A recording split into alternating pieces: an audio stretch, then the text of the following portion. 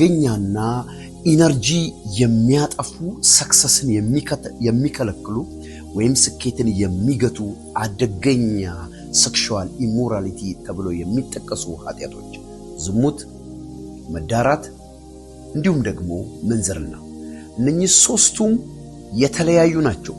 አንዳንድ ሰዎች ሶስቱን አንድ አይነት አድርጎ ያስባል።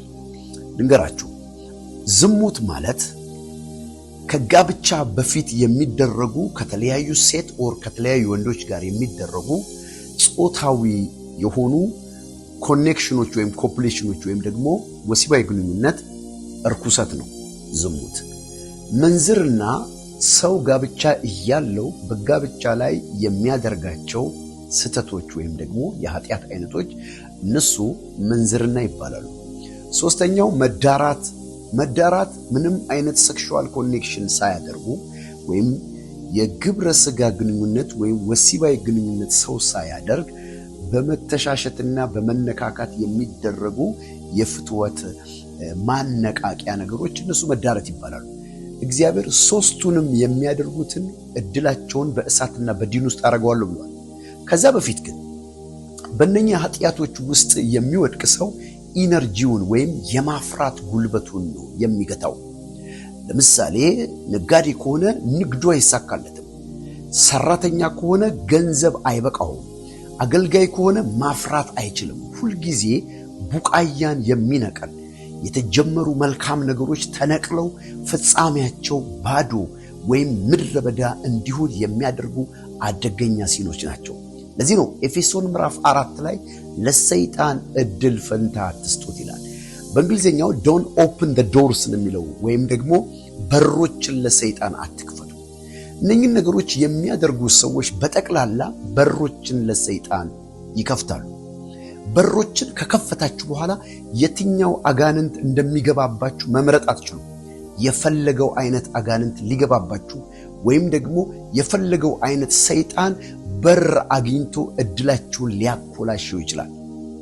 እመኑኝ፣ እነኚህ ነገሮች በህይወታችሁ ላይ ካሉ ህይወታችሁን ወደ ኋላ አንድ ጊዜ ዞር ብላችሁና ምን ያህል ማፍራት የምትችሉበትን ዘመን ሉዝ እንዳረጋችሁ በቀላሉ ይገባችኋል። ስለዚህ እነኚህን ሲኖች ሰዎች በህይወታቸው ላይ የሚያዩ ከሆነ ማቆም አለባቸው። ማቆም የማይችሉ ከሆነ ደግሞ ፖሴሽን ላይ ወይም የጨለማ ማኒፑሌሽን ወይም በጨለማው ኃይል የመያዝ ደረጃ ደርሰዋል። እነኚህ ሰዎች ዴሊቨራንስ ያስፈልጋቸዋል። ለዴሊቨራንስ ደግሞ ሁል ጊዜ በምናደርገው ወይ ቢሾፍቱ አጥቢያ ላይ ወይ አዲስ አበባ አጥቢያ ላይ ወይም ደግሞ ድሬዳዋ አጥቢያ ላይ በተለመደው የቤተ ክርስቲያን ፕሮግራም መጣችሁ ፕሊስ ለራሳችሁን ለዴሊቨራንስ ወይም ነፃ ለመውጣት አዘጋጁ። አለበለዚያ ህይወታችሁ ሁል ጊዜ ቁልቁል እየሄደ ያለማፍራት ህይወት እያስጨነቃችሁ በህይወታችሁ ምንም ፍሬ ሳታፈሩ ቡቃያችሁ ሁል ጊዜ እንደተነቀለ ትኖራላችሁ። በመቀጠል አንድ ነገር ልንገራችሁ። ሴክሹዋል ኢንተርኮርስ ጋብቻ ነው። ብዙ ጊዜ ሰዎች ጋብቻ የሚሉት ተፈራርመው በወረቀት የሚለዋወጡትን ህጋዊ የሆነ መሰረት ያለውን ነገር ጋብቻ ይሉታል። በተለምዶ ሊባል ይችላል።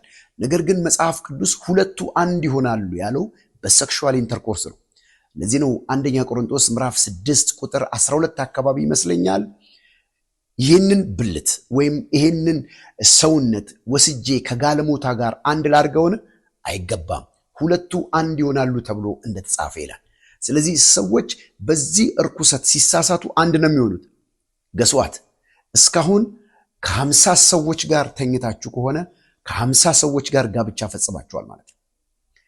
ከ60 ሰዎች ወር ከዛም በላይ ወይ ደግሞ ከማንኛውም ሰዎች ጋር እግዚአብሔር ባልቀደሰ ሆሊ ማትሪሞኒ ወይም ቅዱስ ጋብቻ ውስጥ ገብታችሁ ከሆነ ተሳስታችሁ ከሆነ ከዛ ሁሉ ሰው ጋር ጋብቻ ፈጽማላችኋል ወይም ጋብቻ ፈጽማችኋል ማለት ነው። ለዚህ ነው የማይሳካው። ስለዚህ ሴክሹዋል ኢንተርኮርስ ራሱ ስፒሪቹዋል ነው። ኢነርጂ ይገላል። አቅም የማፍራት ጉልበት ይገላል።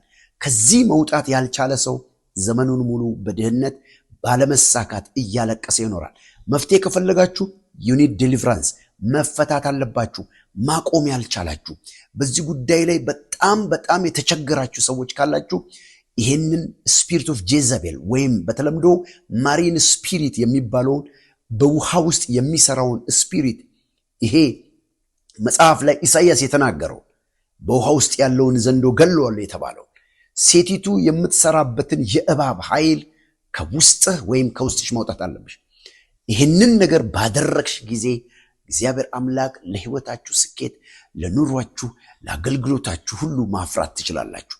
ይህን ነገር ማቆም ያልቻለ ግን እመኑኝ አንዲት ኢንች ስኬት ላይ ፈቀቅ ማለት አትችሉ። እግዚአብሔር አምላክ ይባርካችሁ። ቢሾፍቱ ላይ ዘወትር ማክሰኞና እሁድ፣ አዲስ አበባ ላይ ዘወትር ሐሙስ፣ ድሬዳዋ ላይ ዘወትር አርብ በአቅራቢያችሁ ባለው የተቀቡ የእግዚአብሔር ሰዎች ቤተክርስቲያን መጣችሁ ዴሊቨርድ እንድትሆኑ ለሁላችሁም ጥሪ ማድረግ ፈልጋለሁ። እግዚአብሔር ባርካችሁ። እንዲህ አይነት ነገር ያለባችሁ ደግሞ ጀስት ኮሜንት ላይ ጻፉልኝ። I have this kind of problem ለዚህ ነው አሁን የማይሳካልኝ ገብቶኛል የምትሉ ሰዎችና ይህ መልእክት በቅንነት ተረድታችሁ ለራሳችሁ መፍትሄ የምትፈልጉ ሰዎች I allow myself እጸልይላችኋለሁ። እግዚአብሔር ይፈታችኋል። ተባረኩ። ይሄንን ኮፒ ሊንክ ሼር እያደረጋችሁ ለብዙዎች አስተላልፉ። እግዚአብሔር ባርካችሁ። God bless you።